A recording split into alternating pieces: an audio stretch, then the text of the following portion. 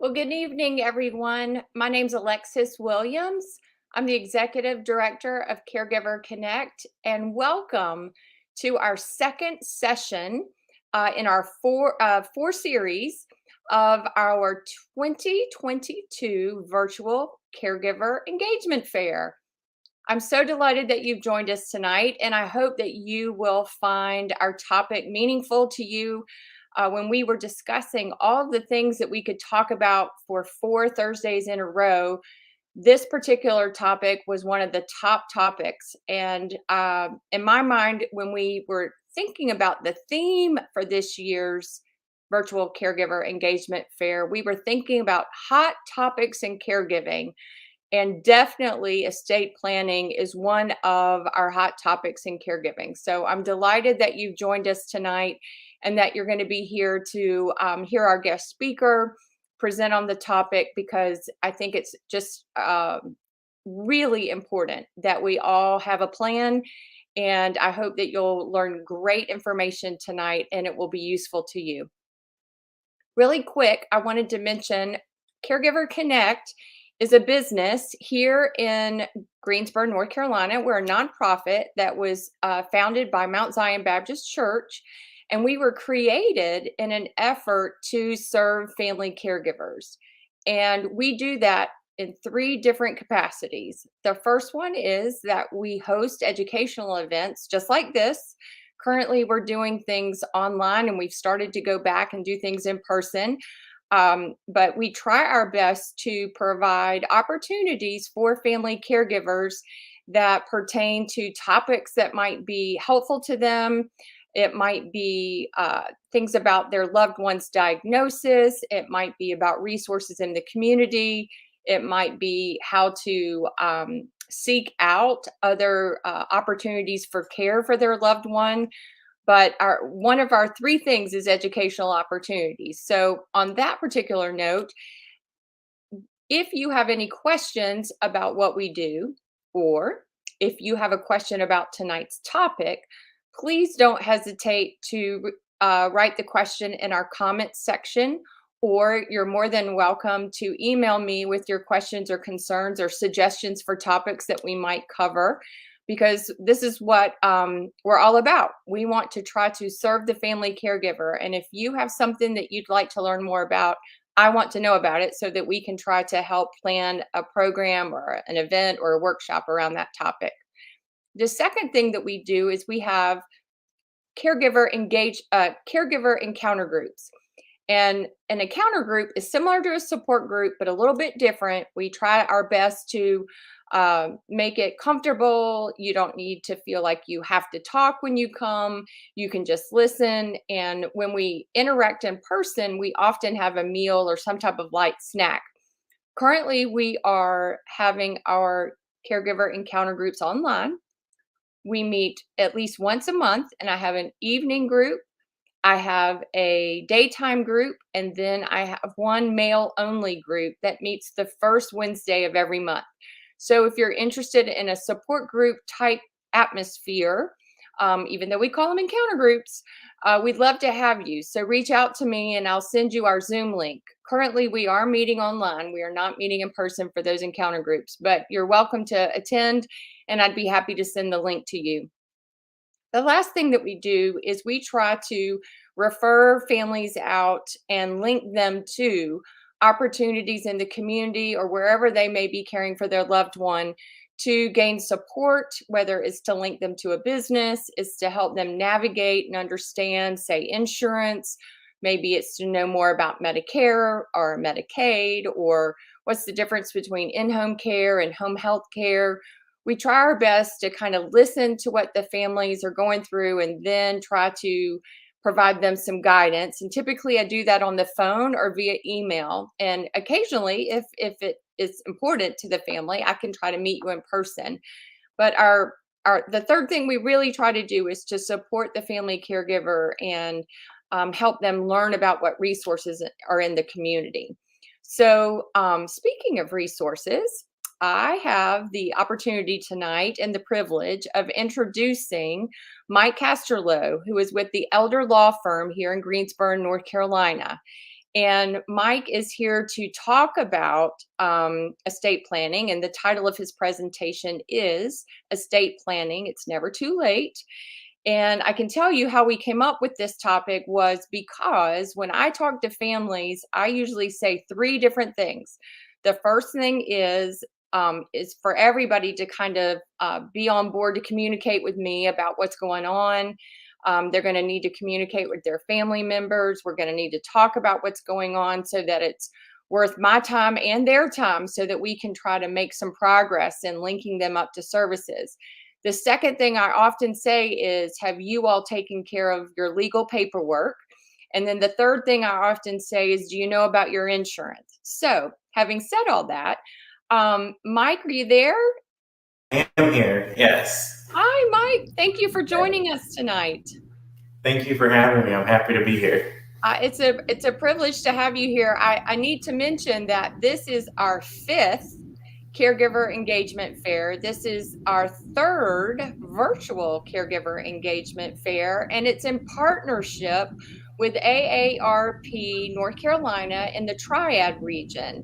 And kind of behind the scenes, everybody doesn't get to see him, but Mark Hensley is there doing our audio and our video for us. So a shout out to Mark Hensley with AARP of North Carolina Triad region for being our expert video person in the background, but also for partnering with us for 5 years in a row. So I know that you've done some presentations for Mark as well. And it's one of those things that I always tell folks, that $14 membership or $16 membership is so valuable for many reasons. And one of them is they sponsor things like this where we can be supportive to family caregivers. So thank you for being here tonight. And thank you out there to AARP North Carolina for partnering with us tonight.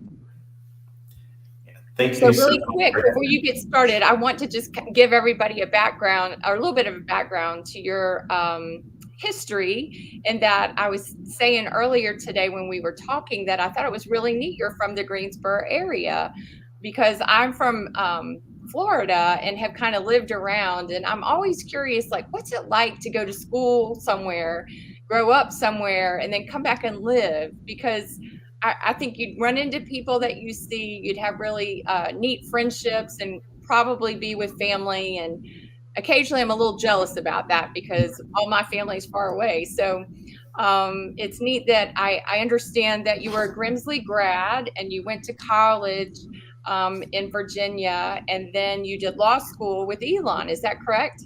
Yes, that is correct. I decided I needed to get out of Greensboro for a little bit to go to college, but then I got drawn right back home to go to law school. Well, I think that's a good thing, actually. Tell everybody about the Elder Law Firm and what you all do in your specialty, if you don't mind, please, because I think it's important that people understand that that's y'all's, that's your niche. You all are helping people plan for the future, and that's important.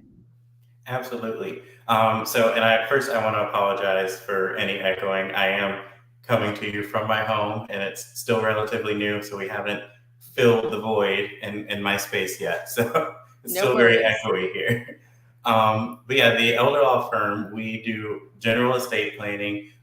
We actually specialize in doing long-term care planning, Medicaid planning, special needs planning. What I typically, or what I handle for the firm are the general estate planning and estate administration and guardianship cases. So this is a perfect talk because it's geared toward exactly what I do for the firm. But we definitely help families for basically every stage of life, preparing for whatever eventuality that life could bring to you. Well, I think it's before you do your presentation, I think I'll disclose to everyone that we discussed our age earlier, and holy cow, you could be my child, but that's neither here nor there. But what I think is important and what I've learned in this role is that estate planning is really beneficial and really just crucial for everybody.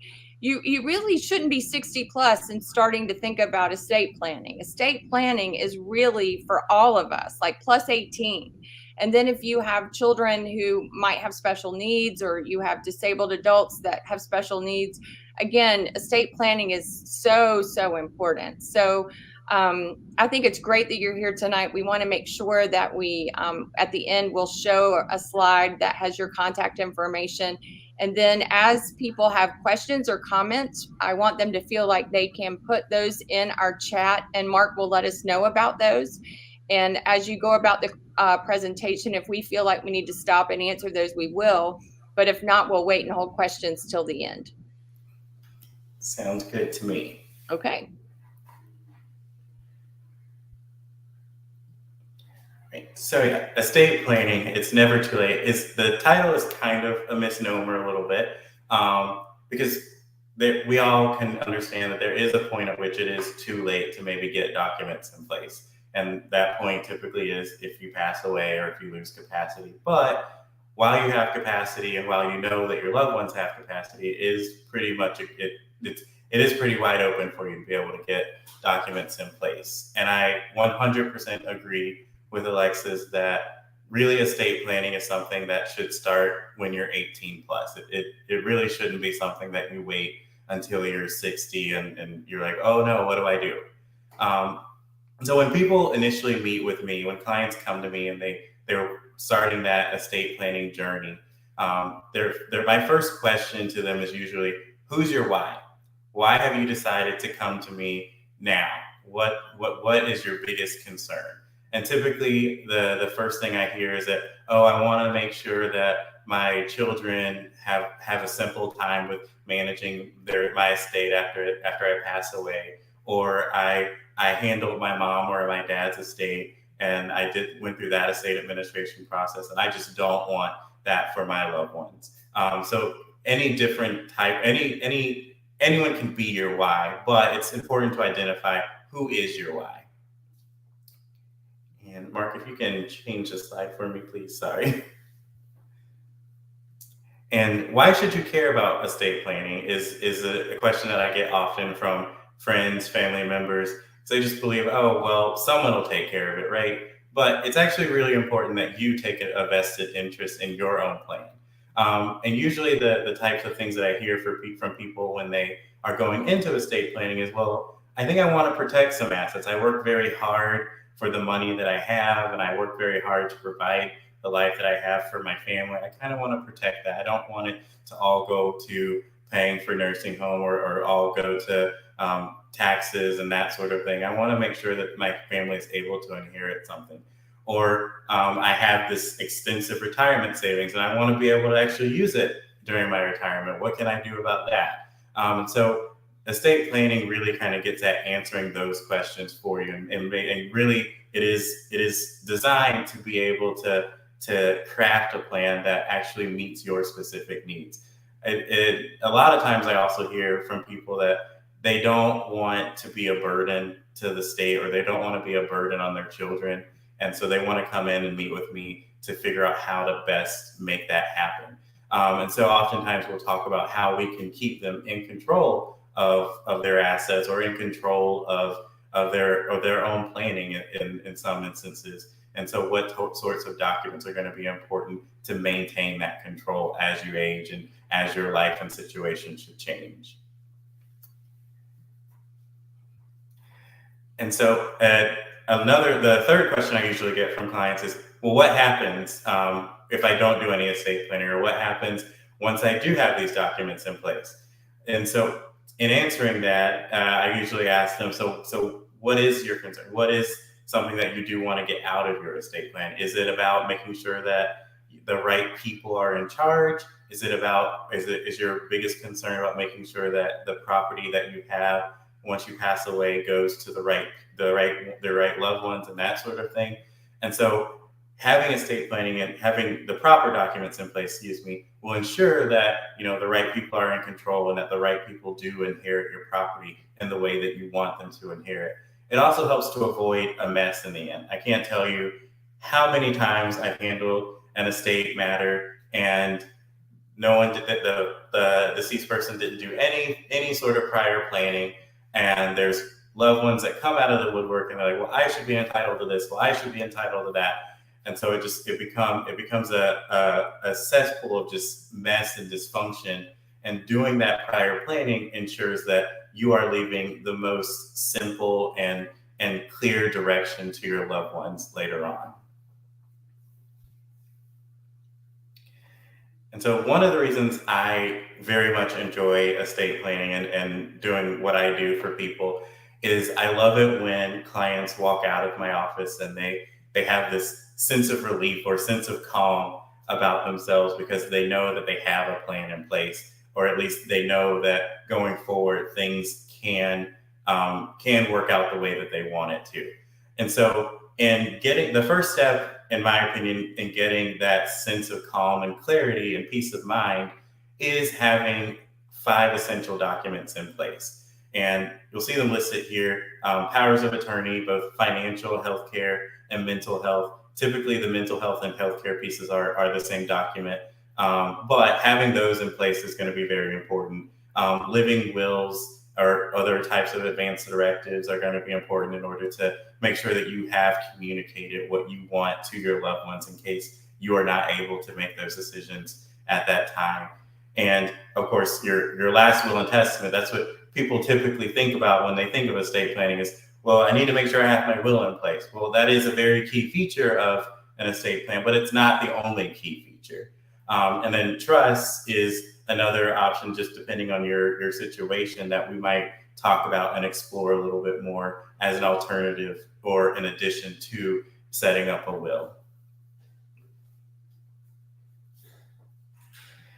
Another key aspect of making sure that you can, leave my office or any attorney's office and make sure that you have that peace of mind or that sigh of relief is making sure that you have some sort of organization to your plan. I like to let people know that proper estate planning means having a comprehensive plan in place. I've seen many people who have wills in place, but they haven't really thought about the other side of the planning piece, and that's, what if death isn't the ultimate thing that happens to you? What if you just happen to be in a situation where you lose capacity and can't make decisions for yourself? And so you've kind of left yourself with a gap there by not having proper documents and having a comprehensive plan. So this will be my soapbox. So I'll mention this several times during this talk, but in my opinion, I happen to be in a fortunate position where I work for a firm where the other attorneys share this position, that the most important document in any estate plan is actually not the will. The most important document in any estate plan are the powers of attorney. And a power of attorney is just a written document where you have outlined who you want to act on your behalf when you can't. And if you can, yeah, thank you, Mark. And why is it the most important? Because I hear a lot of people say, well, I don't think I need to have a power of attorney. My loved ones know what I want. They'll just act for me. Well, that's what I like to say, leaving it up to luck. And if you feel lucky, then maybe your loved ones will, be able to act for you, but you can't guarantee that. So if you don't have these documents in place, if you decide not to do powers of attorney, then you are leaving it up to luck. You're basically saying that, well, I want my loved ones to kind of basically flounder around and figure out what they can do when that time comes. And I can tell you now that likely what that's going to mean is they're going to have to come to me, and I'm going to tell them, we're going to have to go to the clerk of court's office and see about getting you appointed as guardian. And there's no guarantee that they will be. And so leaving it up to luck puts your loved ones in a real bind, and that if that's the option that you take. And so I strongly impress upon everyone 18 years of age or older to make sure that they do have powers of attorney in place. There is this common misconception amongst many people, and that if you happen to lose capacity, that your spouse just automatically has the authority to act on your behalf. And that just simply is not true. In North Carolina in particular, if you lose capacity and you have not designated someone to act on your behalf during that incapacity, the law presumes that you have decided that no one should make decisions for you. And then the only option from then on is to pursue a guardianship. And I love doing guardianships. I built most of my career on handling guardianship cases, but I always tell clients that I absolutely hate the reason that I have to do them, because guardianships are 100% always avoidable. And a lot of reasons I don't like doing guardianships are they can be time consuming. On average, it can take about 3 months to get a guardianship in place. And that only includes just making sure that the court has appointed your loved one as the guardian. It doesn't include making sure that they have the proper access to your assets or have the proper plans in place to make sure that you're receiving your proper care. And so it can be very, very time consuming. It can also be very costly and intrusive. That not including attorney's fees, there's court costs, there's the costs associated with actually getting the right people in place. And so it can be extremely costly to have a guardianship set up. And that's the cost that you're basically forcing on your loved ones by not having a power of attorney. And it's incredibly intrusive in the sense that the court has 100% oversight over everything that your loved one's going to be doing for you. There is no privacy in a guardianship situation. And so I listed the 3 items here, but there are really 2 main types of powers of attorney. There's the financial power of attorney, the healthcare power of attorney. And like I said before, usually included with the healthcare piece are the mental health provisions. I included living will here, and just simply because sometimes you'll have a situation where the items in a living will are actually held by the healthcare agent, and then other times I'll have a situation where my client actually wants to draft their own specific living will, taking that decision away from the healthcare agent. And I'll talk about that a little bit more. So going back to that idea of having clarity and having peace of mind and leaving my office with that sigh of relief, the primary way to have that and make sure that you have those feelings is to make sure you have good legal documents in place. Our office is very good at making sure that we keep up to date with the law so that you do have good, strong powers of attorney that will allow your agent to act most robustly on your behalf. Because not all powers of attorney are created equal. Not to bash any of my fellow attorneys, but I have reviewed powers of attorney drafted by my colleagues, and they just, quite frankly, fall flat. And it's no fault of their own. It's just maybe they just didn't really take into account their client's full situation. And so your powers of attorney really should cover everything that was likely to come up in your specific situation. So most powers of attorney, and what most people think of when they think of at least a financial power of attorney, do authorize an agent to go to the bank on your behalf, open and close bank accounts, sell real estate. They could sell your house on your behalf, go to court on your behalf. There are limited gifting provisions in most powers of attorney, and then managing revocable trusts. So those are what you would see in most basic powers of attorney. I know the statutory form that you can download from the Secretary of State's website and that sort of thing includes those basic powers, but that's not sufficient in other situations, particularly in a situation where we maybe need to get someone qualified for Medicaid. Those powers are not going to be enough to do that. And so it's important to look at what else is missing. What can we add to it? And so many powers of attorney do not authorize an agent to make unlimited gifts or make unlimited types of gifts. Or they don't allow an agent to do irrevocable trust. Our office has found that including the ability to make unlimited gifts or create irrevocable trusts on behalf of someone actually has helped us to be able to qualify them for Medicaid. And so if your power of attorney doesn't include those abilities, you really are leaving yourself open for future guardianship because you don't have the most robust powers available to you. And then a new power dealing with digital assets, that's actually relatively new. As of 2018, the law was updated to allow for an agent to be able to exercise authority over digital assets, but only to the extent that the document says that they can. And so whenever we draft powers of attorney, we make sure that they actually include these specific powers so that your agent does have more robust and full authority. And I mentioned briefly the law change in 28 that went into effect 2018. There were some driving forces behind the law. That previous slide that showed that most powers of attorney allow for these basic things. Well, because it kind of let things fall flat, that prompted the law change. That prompted our state legislator to say, hey, let's include these additional powers because we're seeing where people just aren't able to act fully for their loved ones. It also helped to clarify things for banks and for other institutions that may be receiving powers of attorney. I know one key change in the law that I'll mention is that powers of attorney that were executed prior to 2018 maybe did not mention that they were durable. And for your purpose, so you understand what that means, having a power of attorney that is durable means that that power of attorney remains in effect even if you lose capacity.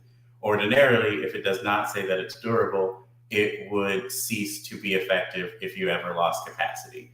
And so prior to 2018 and any power of attorney executed thereafter, it is presumed that the power of attorney is durable even if it doesn't say that. So if you have a power of attorney that was executed prior to 2018 and it doesn't mention anything about durability, then you probably are leaving yourself open to having no one act for you if you lose capacity. And I see that we have a question about digital assets. And so I will, so in regard to digital assets, I know everyone's kind of been more made aware of things like Bitcoin and which there's Dogecoin as well and NFTs. So prior to 2018, there was no ability for agents to manage those things on behalf of someone.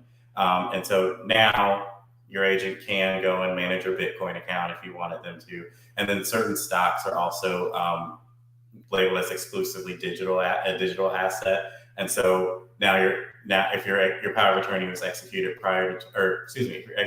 your power of attorney was executed after 2018 and includes the ability to manage digital assets, your agent can now go manage those stocks and whatnot that maybe don't have a paper component.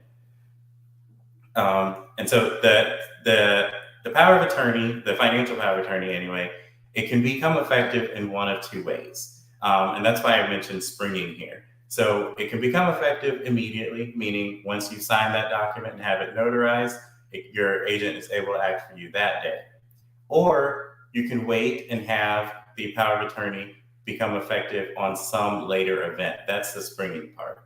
And so typically, if you want your power of attorney to be springing, it will become effective once you have lost capacity, and that has to be certified in writing by a doctor, or upon you deciding that you do now want your agent to act. So you have to do a separate certification saying that I want my agent to act for me now.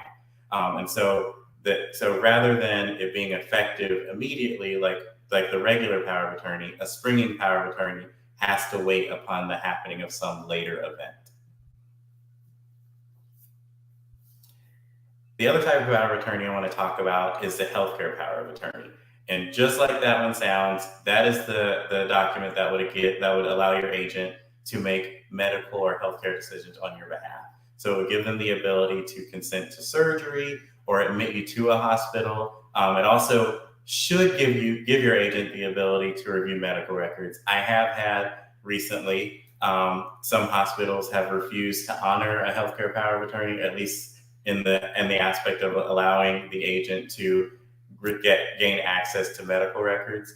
And so we've had to do separate HIPAA releases to allow that.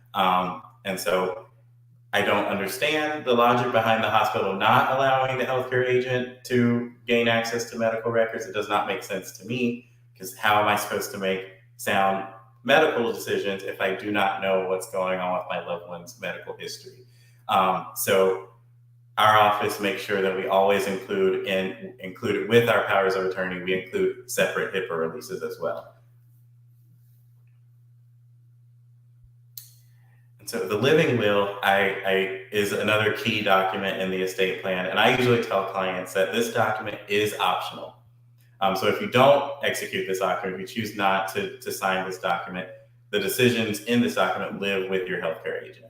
And the primary decision listed in the living will is this: that if your death is imminent to a high degree of medical certainty, and there's nothing the doctors can do to help you recover, that you do not want them to place you on any extraordinary life-preserving measures, that you want them to allow you to pass with dignity.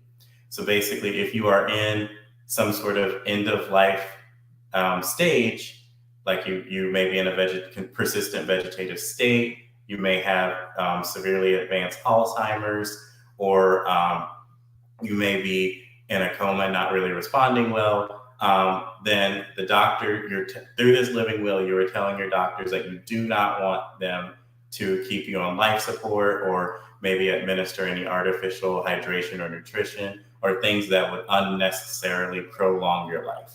Because if there's no likelihood of you recovering, and there's nothing the doctors can do to help you recover from your condition, you're telling them that you just would rather them allow you to pass. And so that's the only thing the living will does. It takes that decision and says, I'm making it now, and I do not want my healthcare agent to make it for me. The living will, it's important to understand that sometimes it can mean taking away things like pain relieving drugs, or, like I mentioned, artificial hydration or nutrition, because if those things have the effect of unnecessarily prolonging your life, the living will typically says that the doctor should not administer those. If the pain relief does not have the effect of unnecessarily prolonging your life, so if the doctors administer you pain relief and it doesn't change the outcome, it doesn't delay your passing, then they can still administer that pain relief to keep you comfortable.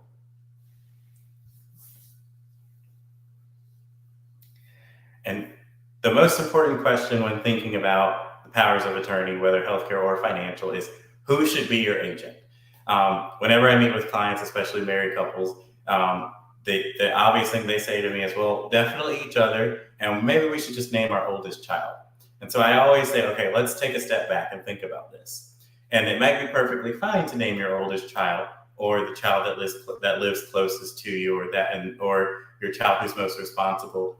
But let's also think about whether that child is actually suited for that job. Because I will tell you, being named as someone's agent is not an honor. It is not something to be celebrated. It is a job. And so when you're thinking about who's going to take on this job, it's important to think about who is actually best suited, whose skills are best suited to take on this role. And that might be different for each document. You might have someone who's better suited for finances, and then a child who's better suited for your healthcare.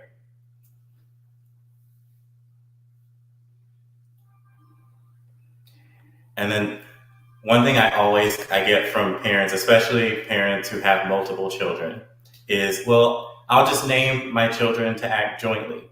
And there's nothing wrong with it. I won't tell you that you can't do that. I'll just let you know, okay, let's take a step back again and let's think about it. So if they're acting jointly and you have a child who lives here and one who lives across the country, how is that better? How is that serving your best interest? Does it make sense to have them act together? Maybe it makes more sense to have the child who lives here to be able to act without having to get the consent or signature or what have you from the child who lives across the country.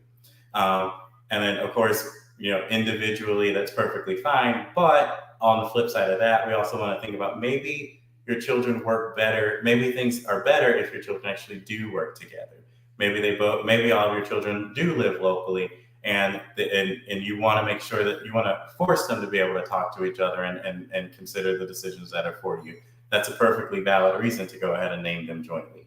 I typically will never, ever, ever recommend majority rules, just because, in my own professional opinion, I feel like that is rife for conflict. especially if you happen to be in a situation where there could be a deadlock. And so I always say, let's avoid a majority rule. Let's at least make it so that if a decision has to be made, there's someone who can go ahead and make that decision.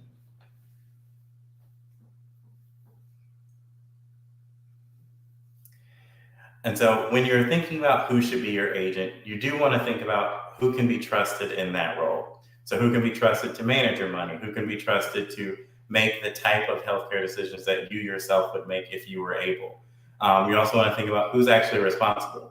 You don't want to name somebody who you are aware of has an issue with organization, or maybe they don't manage their money as well as you would think they should. You probably don't want them in charge of managing your money. And then, like I mentioned before, you also want to think about who has the skills for that particular job. So if you have a son who's a CPA, maybe they're pretty suited for handling your finances. And if you have someone in your family or a friend who would be willing to take on the role, who is a nurse or who is really involved in healthcare, that probably makes sense to go ahead and name them in that role if they're willing to accept that.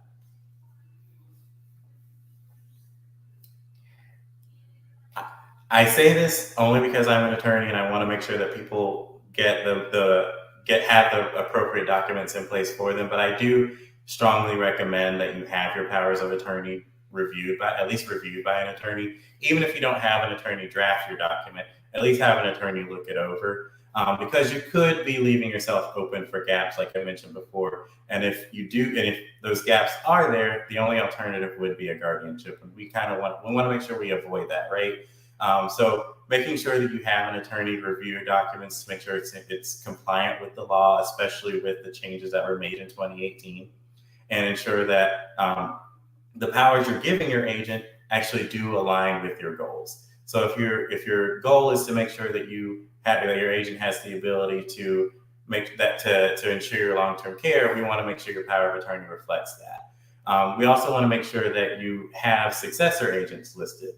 I've reviewed many powers of attorney where they only listed one agent and had no ability for a successor agent to be appointed.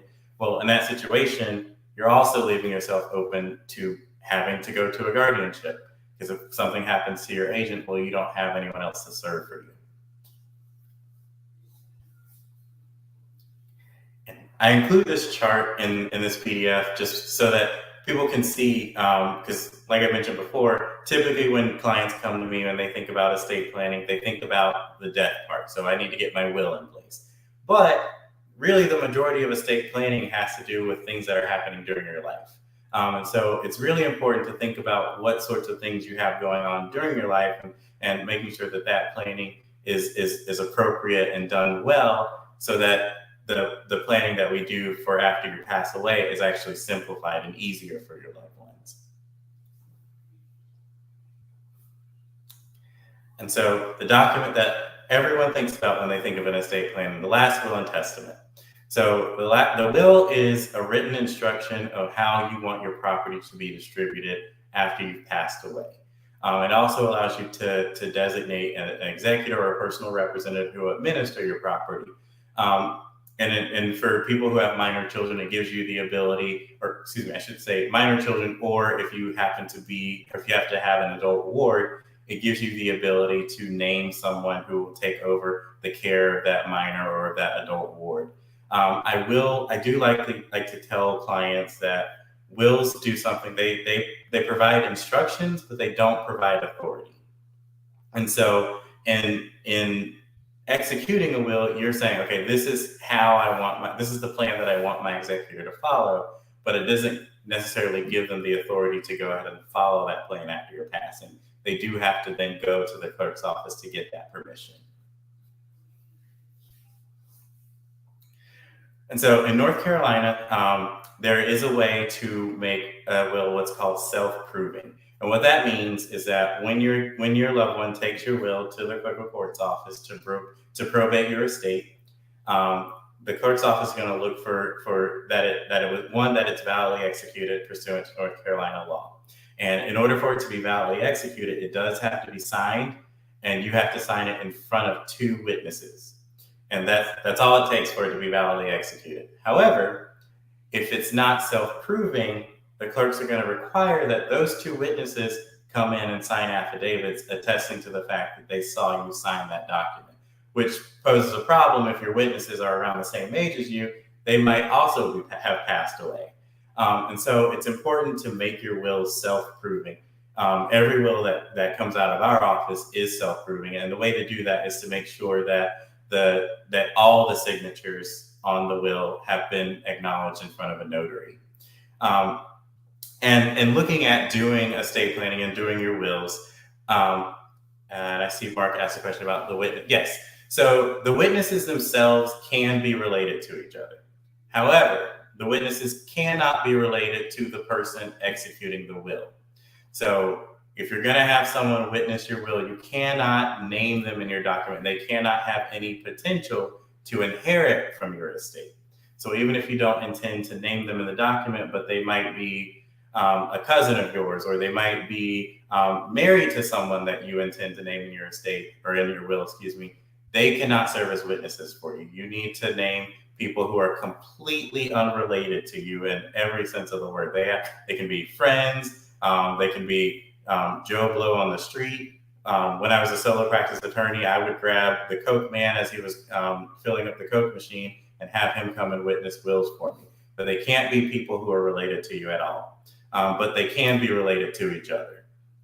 And so in doing the wills, especially for married couples, I like to throw in this this little section here just to acknowledge that typically what married couples do is they say, okay, I'm going to do what we call I love you wills. And the reason we call that is that basically it just says, if I die, I give everything to my spouse, and vice versa. But maybe that's not the best planning for you. And this is where that comprehensive planning kind of comes into place, because it may not actually be the best situation for you to give everything to your surviving spouse. Because what if your surviving spouse is in a situation where they're in a skilled nursing facility and they're on Medicaid and they're receiving SSI or SSDI, and it doesn't make sense for them to receive their inheritance outright because they'll lose those government benefits. And so our office does something that we call I love you dearly, but wills. And so basically in this situation, we say, well, you are my spouse and I do love you and I want to make sure I take care of you, but I want to make sure that you also are able to take advantage of all those benefits that you have presently. So rather than leaving your inheritance to you outright, I'm going to leave your inheritance to you in a special trust that will allow you to receive the benefit of the inheritance while also keeping your government benefits. And then sometimes we also plan to just completely bypass the surviving spouse. And there are reasons for doing that aren't that aren't ill-intentioned. Sometimes we do that. Again, maybe they have sufficient assets to where their care will be provided for using their own assets, or maybe there's substantial tax implication if they happen to inherit a ton of money from their deceased spouse, and we want to make sure that the name of the game in our office is to minimize taxes, right? Nobody wants to maximize taxes. So sometimes changing the will to instead of being I love you, but to be I love you dearly, but can have some advantages to the surviving spouse.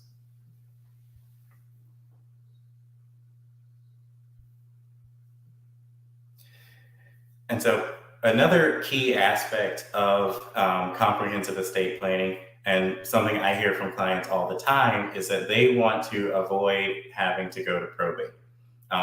Probate is all I hear is that it's a scary prospect. Everyone hears about it, that they've known someone who's gone through that process, and they just kept talking about how horrible it was, and it's something that they always want to try to avoid. Well, there are ways to avoid probate. Setting up either an irrevocable or revocable trust is one option, but I've also given some other alternatives to having assets go through your estate and therefore having to be probated. Excuse me. So working with beneficiary designations is one big thing that our office does with people who their primary concern is avoiding probate, but they maybe can't afford to get a trust in place. And so things like annuities, life insurance policies, IRAs, 401ks, stocks, those things, they have built-in probate avoidance measures, in that you can name a beneficiary on those policies. If you're still working your 401k with your employer, they require you to name your spouse. But you can also add an alternative beneficiary on that in case your spouse predeceases you.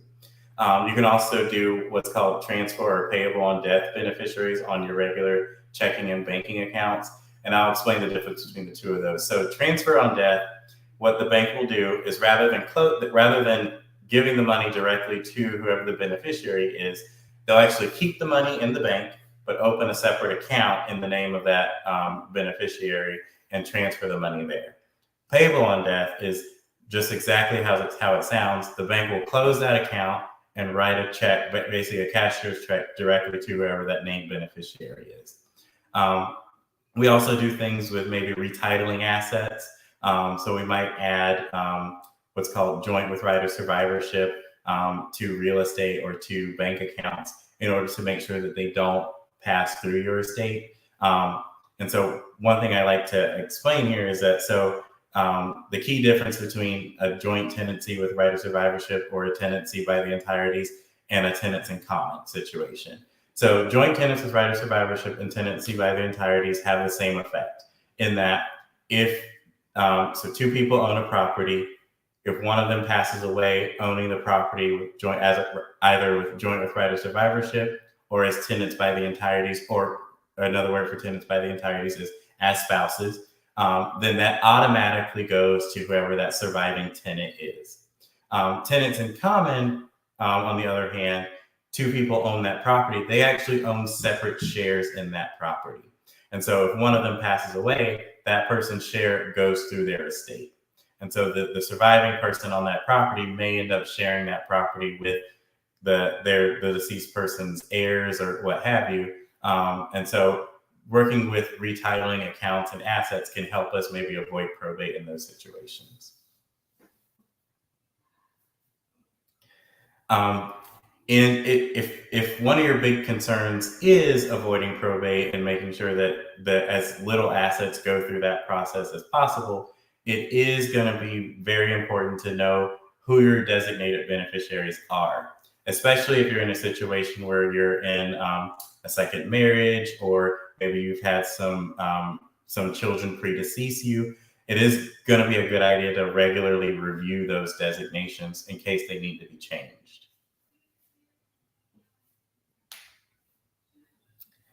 And so I've talked a lot about comprehensive estate planning. And so comprehensive estate planning is estate planning that provides for short-term disability, long-term care, and death. Like I mentioned in that chart, most of estate planning actually deals with what's going to happen while you're still living. And very little of estate planning actually deals with what happens after you pass away, because we all we want to make sure we live as much a full life as possible, but we want to make sure we have the correct plan in place to make sure that we can live that full life. And then if we should happen to lose capacity or have to go to a nursing home or anything like that, we want to make sure that the proper people are in place to continue our legacy and continue to make sure that we are receiving that proper care that we ourselves would want. And I've actually provided some resources here in case, so in case anyone is thinking about starting their estate planning and that sort of thing, but they're not really ready to meet with an attorney. So I provided some resources where you can maybe get some discounted plans or maybe get some advice for free or something like that. I will caution you, however, if you do choose to go the route of going to a law school or going to your local bank to have your estate planning documents drafted up, I caution you to make sure that maybe have those reviewed by an attorney, because sometimes those documents actually don't take into account the law changes, and sometimes they don't take into account what are your actual concerns. I've actually had a situation where I did documents for a couple, and we made sure that the plan took into account the fact that we were concerned about husband's long-term care, or that he may need to go to a nursing home. But then, a couple years later, the couple went to a free clinic at Wake Forest and did completely new wills and powers of attorney, completely wiping out what I had just done for them. And the new plan, just completely does away with all this long-term care planning that I've done for them. And so they had to come back to me when husband was needing care, and we had to basically start from scratch. And so I do caution people in going to those free clinics or going to your local bank, especially if you have other concerns other than just having documents in place. And so hopefully the information I gave you today will help you kind of think about ways that you can get that peace of mind and knowing that, okay, I need to get these documents in place so that I can feel that sigh of relief, knowing that at least I have a plan and I know that it'll keep growing as I get older and as life goes on. So Mike, thank you for that. As I was sitting here listening, one of the things that I have learned in this role at Caregiver Connect is that by having been responsible, is what I like to kind of how I phrase it oftentimes, on the front end of these events occurring, it's really not only a gift to your loved ones, but it's a gift to yourself because we just don't know. I mean, I think one of the things the pandemic has taught us is that we really don't know how things are going to be. And I know from my role here, we don't really know how we're going to age.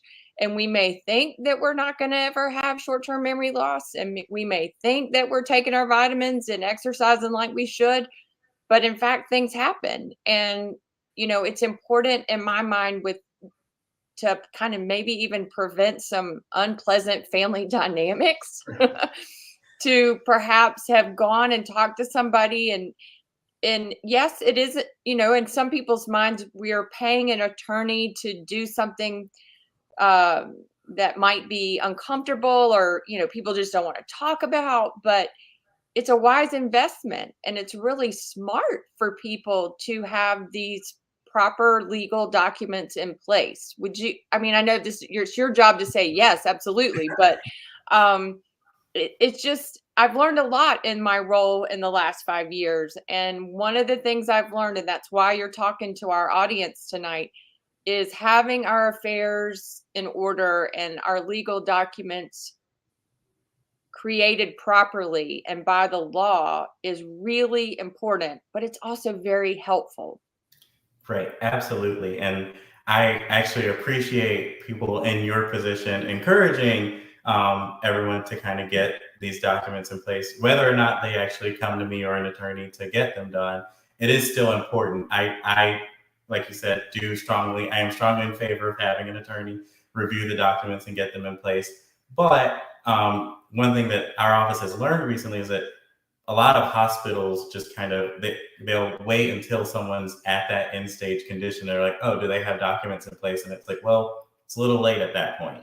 And so we really appreciate people in the healthcare industry kind of emphasizing the importance of getting these in place because, like you said, it really is a gift to your loved ones, and it is a gift to yourself because it can give you that sense of relief that you've done what you need to do to make your loved ones' lives a little bit easier, to make your life a little bit easier.